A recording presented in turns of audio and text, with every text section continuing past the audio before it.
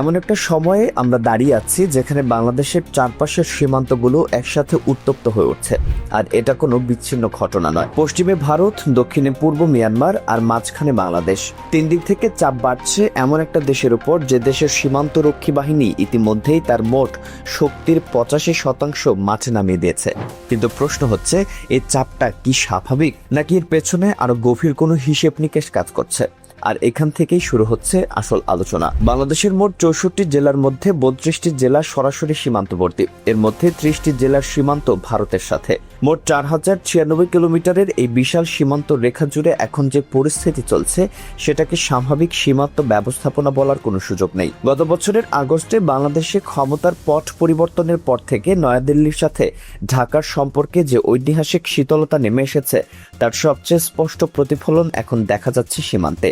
ভারত সরাসরি পুশিং শুরু করেছে, মানে ভারতে থাকা কথিত বাংলাদেশি নাগরিকদের জোর করে সীমান্ত দিয়ে ঠেলে বাংলাদেশে ঢুকিয়ে দেওয়ার চেষ্টা চালাচ্ছে বিএসএফ। কিন্তু এখানেই বিষয়টা আরো জটিল হয়ে যায়। বর্ডার গার্ড বাংলাদেশের এক ঊর্ধ্বতন কর্মকর্তার বরাত দিয়ে দৈনিক আজকের পত্রিকা জানিয়েছে, ভারত বাংলাদেশ সীমান্তে অন্তত 70টি স্থানে চিহ্নিত করা হয়েছে যেগুলো দিয়ে অবৈধ পুশিংয়ের আশঙ্কা সবচেয়ে বেশি। এর মধ্যে যশোরের ইছামতি নদী সংলগ্ন ভারতের জঙ্গল এলাকা, যাদবপুর, রঘুনাথপুর, বেনাপোল, জয়পুরহাটের কয়া ও বাসুদেবপুর, সাতক্ষীরা, নওগাঁ জেলার সীমান্তবর্তী কিছু এলাকা, এগুলো সবচেয়ে ঝুঁকিতে আছে। 30টি জেলার সীমান্তে 70টি পয়েন্ট ঝুঁকিপূর্ণ। এর মানে কি দাঁড়াচ্ছে?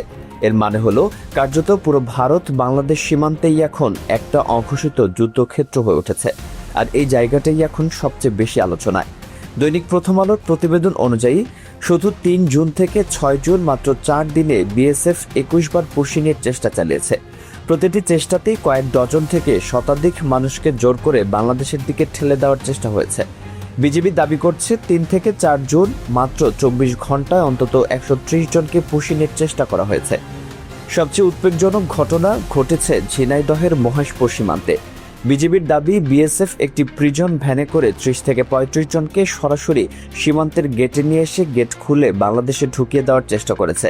একটি রাষ্ট্রের সীমান্তরক্ষী বাহিনী যখন প্রিজন ভ্যানে করে মানুষ বোঝাই করে আরেকটি দেশে ফেলে দেওয়ার চেষ্টা করে, তখন সেটাকে আর সাধারণ সীমান্ত ঘটনা বলা যায় না। এরপর সামনে আসে আরো গুরুত্বপূর্ণ তথ্য। বাংলাদেশে বিজিবির মোট নিয়মিত সদস্য সংখ্যা প্রায় 70,000। স্বাভাবিক সময়ে এই বাহিনীর একটি বড় অংশ ঢাকার পিলখানা সদর দপ্তর, 4টি আঞ্চলিক সদর দপ্তর, 16টি সেক্টর কার্যালয়, প্রশিক্ষণ কেন্দ্র, হাসপাতাল এবং রিজার্ভ ফোর্সের দায়িত্বে নিয়োজিত থাকে। বাকিরা পালাক্রমে সীমান্ত টহলে যায়। কিন্তু এবার প্রায় 60,000 সদস্য, মানে পুরো বাহিনীর 85% সরাসরি 26 জেলায় মোতায়েন করা হয়েছে। 4 শিফটে 24 ঘন্টা টহল চলছে। স্বরাষ্ট্র মন্ত্রণালয়ের সূত্রগুলো বলছে, এত বিপুল সংখ্যক বিজিবি সদস্য একসাথে সীমান্ত নামানোর ঘটনা বাংলাদেশের ইতিহাসে আর কখনো ঘটেনি। এখন এটা ভাবুন, একটা দেশের সীমান্তরক্ষী বাহিনী যখন তার পুরো শক্তি একদিকে ঢেলে দেয়, তখন অন্য দিকটা কি হয়? আর ঠিক এখানেই আসছে মিয়ানমার সীমান্তের প্রসঙ্গ। কিন্তু তার আগে আরও একটা তথ্য জানা দরকার। পরিস্থিতি এতটাই গুরুতর হয়ে উঠেছে যে শুধু বিজিবি দিয়ে সীমান্ত সামলানো সম্ভব হচ্ছে না। চাঁপাইনবাবগঞ্জ সীমান্তে এখন আনসার, বিজিডিপিও মোতায়েন করা হয়েছে। বাংলাদেশ আনসার ও গ্রাম প্রতিরক্ষা বাহিনীর উপপরিচালক ও গণসংযোগ কর্মকর্তা মোহাম্মদ আশিকুজ্জামান আনুষ্ঠানিকভাবে এই তথ্য নিশ্চিত করেছেন। এর মানেটা পরিষ্কার, বাংলাদেশ তার প্রচলিত সীমান্তরক্ষী কাঠামোর বাইরে গিয়ে অতিরিক্ত বাহিনী নামাতে বাধ্য হচ্ছে। এটা শুধু সতর্কতা নয়, এটা একটা জরুরি পরিস্থিতির সংকেত। আর সীমান্তবর্তী এলাকায় বিজিবির সদস্যরা মাইকিং করে স্থানীয়দের সচেতন করে যাচ্ছে। অনেক জায়গায় সাধারণ মানুষও স্বেচ্ছায় সীমান্ত পাহারায় যোগ দিচ্ছে। এটা একদিক থেকে ইতিবাচক, কিন্তু অন্যদিক থেকে এটাই প্রমাণ করছে যে রাষ্ট্রীয় বাহিনীর ক্ষমতায় চাপ পড়ছে। কিন্তু আন্তর্জাতিক বিশ্লেষকরা এখন অন্য প্রশ্ন তুলছেন। 8 থেকে 11 জন 4 দিন ধরে নয়াদিল্লিতে বিজিবি ও বিএসএফ এর 57তম মহাপরিচালক পর্যায়ের সম্মেলন অনুষ্ঠিত হতে যাচ্ছে। বাংলাদেশের পক্ষ থেকে আলোচনার টেবিলে তোলা হবে সীমান্ত হত্যা, অবৈধ পুশিং এবং সীমান্ত ব্যবস্থাপনার বিষয়গুলো। কিন্তু ভারত সম্পূর্ণ ভিন্ন এজেন্ডা নিয়ে বৈঠকে আসছে। নয়াদিল্লি বলছে, গত 5 বছরেও বেশি সময় ধরে ভারত বাংলাদেশের কাছে 2,860 জনের নাগরিকত্ব যাচাই করার অনুরোধ করে আসছে। ভারতের দাবি, এরা বাংলাদেশের নাগরিক এবং বর্তমানে অবৈধভাবে ভারতে আছে। নাগরিকত্ব নিশ্চিত হলে তাদের বাংলাদেশে ফেরত পাঠানো হবে। ভারতের পররাষ্ট্র মন্ত্রণালয়ের মুখপাত্র রণধীর জয়সাওয়াল সরাসরি বলেছেন, ভারতে অবৈধভাবে থাকা সব বিদেশি নাগরিকদের বিরুদ্ধে দেশের আইন অনুযায়ী ব্যবস্থা নেওয়া হবে। বাংলাদেশ থেকে আসা ব্যক্তিরাও এর বাইরে নয়।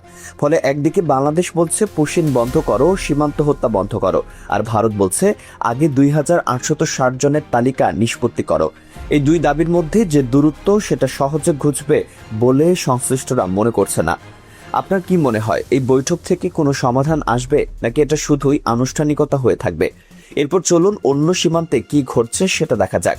আরাকান আর্মি দাবি করছে তারা পুরো রাখাইন রাজ্যের নিয়ন্ত্রণ নেওয়ার একদম কাছাকাছি পৌঁছে গেছে। রাজ্যের রাজধানী সিত্তোয়ে এবং কৌশলগতভাবে অত্যন্ত গুরুত্বপূর্ণ কিয়াকফিউ অঞ্চলে অবস্থিত মিয়ানমার নৌবাহিনীর পশ্চিমাঞ্চলীয় প্রধান ঘাটিগুলো চারদিক থেকে অবরুদ্ধ করে ফেলেছে আরাকান আর্মির যোদ্ধারা। ইরাবতী সহ মিয়ানমারের একাধিক সংবাদ মাধ্যম জানাচ্ছে, বঙ্গোপসাগর ও কালাতান নদীতে অবস্থান নেওয়া জান্তা নৌবাহিনীর যুদ্ধ জাহাজ এবং আরাকান আর্মির স্থল বাহিনীর মধ্যে গত 2 সপ্তাহেরও বেশি সময় ধরে তীব্র গোলাগুলি চলছে।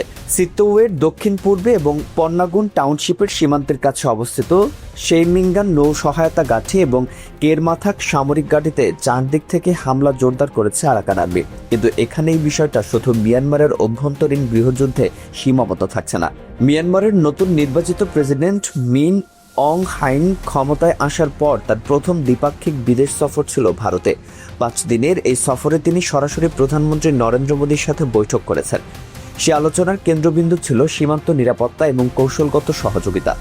বিবিসি ওয়ার্ল্ড সার্ভিস বলছে, এই সফর দক্ষিণ এশিয়ার ভূরাজনৈতিক হিসেব নিকে সম্পূর্ণ বদলে দিয়েছে। মিয়ানমারে থাকা বিপুল রেয়ার আর্থ মিনারেলের উপর ভারতের নজর আছে, আর এই সম্পর্ক জোরদার করতে যুক্তরাষ্ট্র পেছন থেকে সায় দিচ্ছে বলে বিশ্লেষকরা মনে করছেন।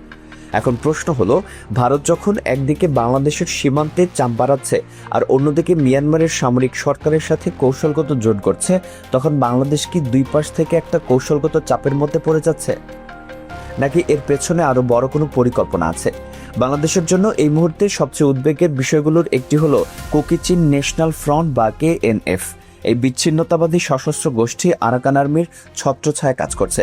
মিয়ানমারের চীন রাজ্যের পালেতোয়া এলাকায় তারা আশ্রয় নিচ্ছে এবং সেখান থেকে অস্ত্র সংগ্রহ করছে। এখন ভারত সীমান্তে বিজিবি তার প্রায় পুরো শক্তি নিয়োগ করেছে, ফলে মিয়ানমার সীমান্তে বিজিবির উপস্থিতি কমে গেছে।